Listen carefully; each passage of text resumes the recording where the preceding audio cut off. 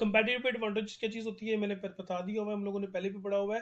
Competitive advantage एक ऐसा advantage होता है, इसको हम लोग कंपैटिटिव एडवांटेज एडवांटेज भी कहते होते हैं, इसको हम लोग कंपैटिटिव एज भी कहते होते हैं। कंपैटिटिव एडवांटेज या कंपैटिटिव एज, ये वो एज होता है, ये एडवांटेज होता है जो एक कंपनी जो है उसकी जो प्रोडक्ट होती है उसमें मौजूद होता है और किसी दूसरी कंपनी के अंदर या उसके कंपेटिटर्स के अंदर मौजूद नहीं होता, या दूसरे लोगों कंपनीज के अंदर रिलेटिवली कम होता है।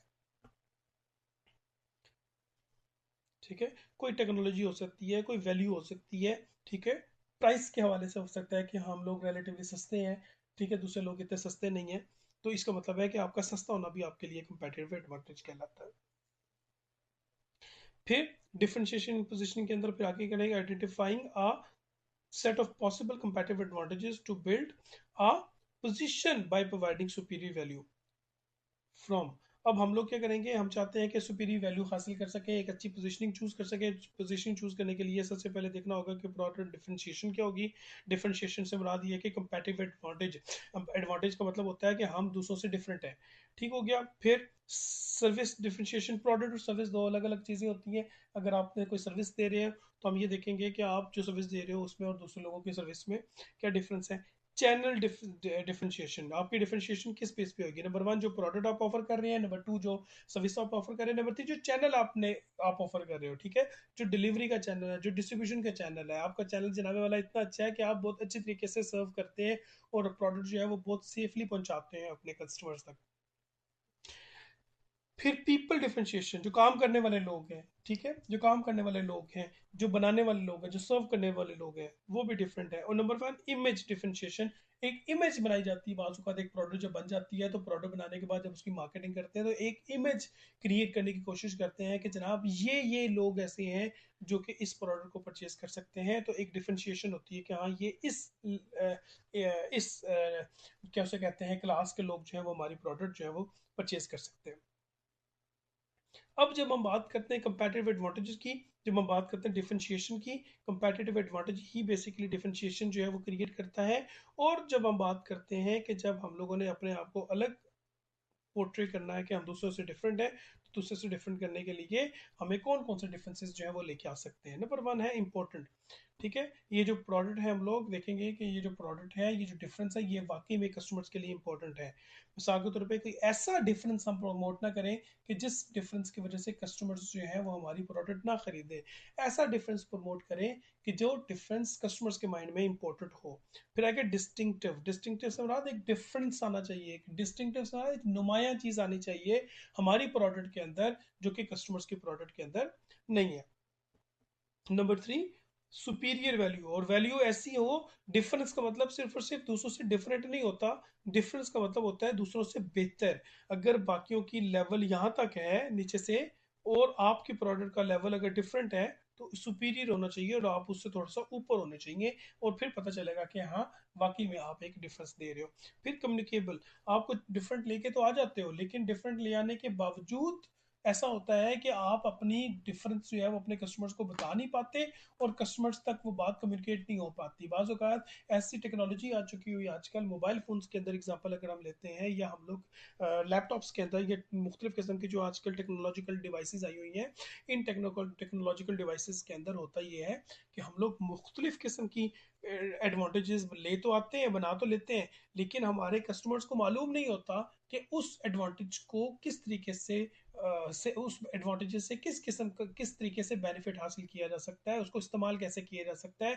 वो इसलिए कि हम अच्छे तरीके से कम्युनिकेट नहीं कर पाते, वो डिफरेंस बता नहीं पाते, जिसकी वजह से वो डिफरेंस जो है वो एडवांटेज की सूरत में नहीं रहता। फिर आगे प्रीएम्प्टिव, प्रीएम्प्टिव से मुराद ये है कि एक ऐसा एडवांटेज होना चाहिए जो प्रीएम्प्ट किया जा सके। प्रीएम्प्टिव का मतलब होता है जो जिसके बारे में लोग पहले से अंदाजा लगा सके, जिसको जांच सके, ठीक है, जिसको लोग जो है वो फ्यूचर में जान सके, अंदाजा लगाया जा सके। प्रीएम्प्टिव का मतलब होता है प्रोएक्टिव, प्रीएम्प्टिव का मतलब होता है प्रोएक्टिव मेजर्स।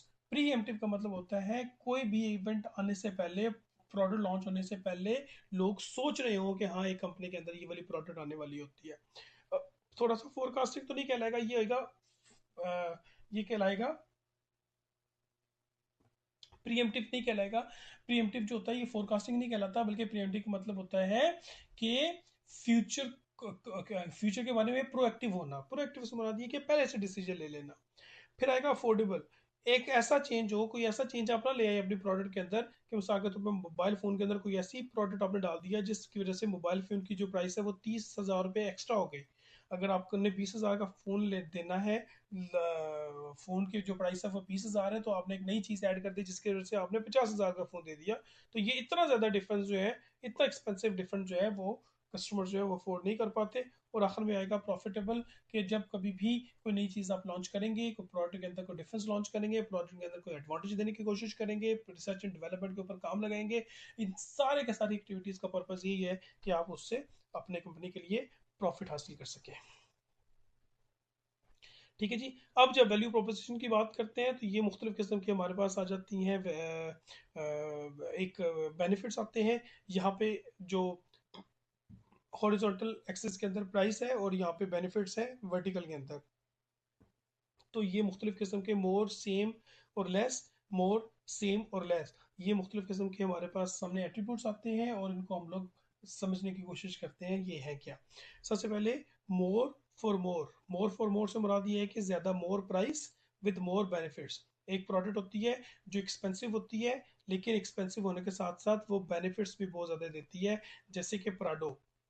ठीक है, प्राडो कार जो है वो बहुत ज़्यादा एक्सपेंसिव है लेकिन बेनिफिट्स भी बहुत ज़्यादा देती है, जैसे कि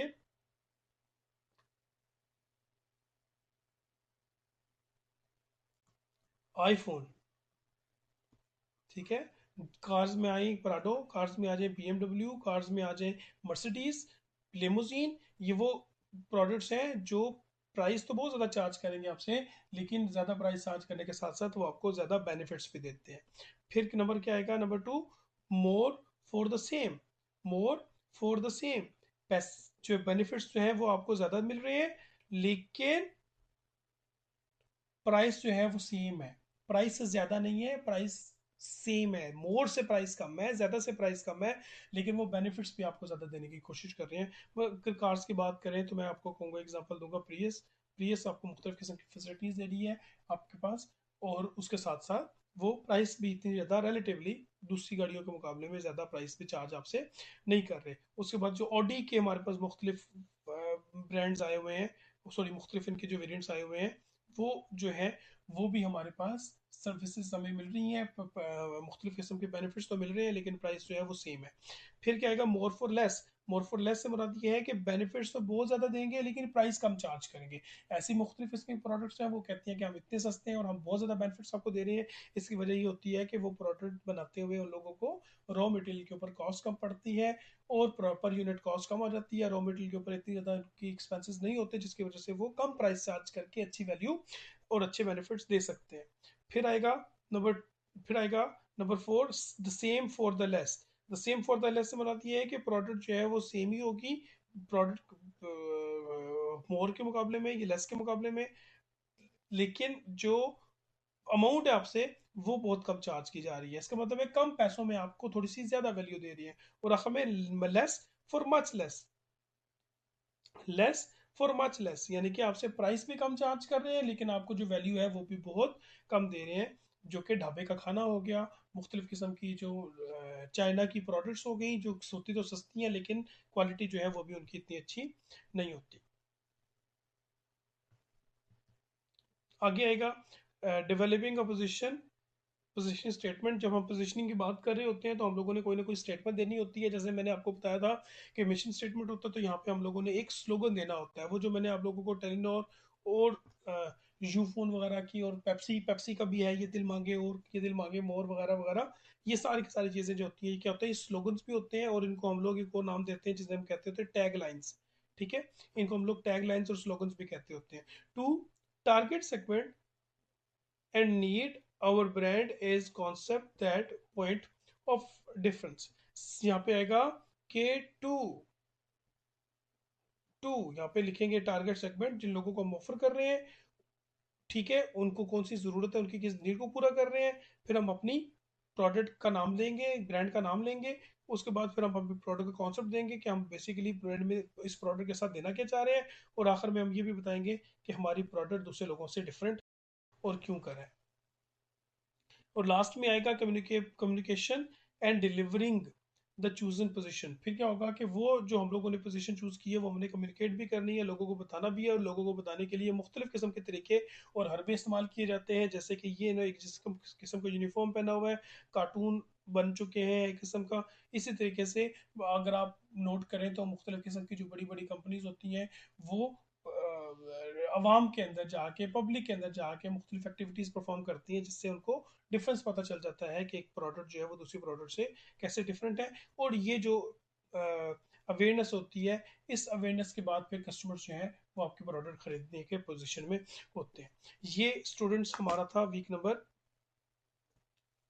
12 का लेक्चर जो है वो यहाँ पे ख़त्म होता है।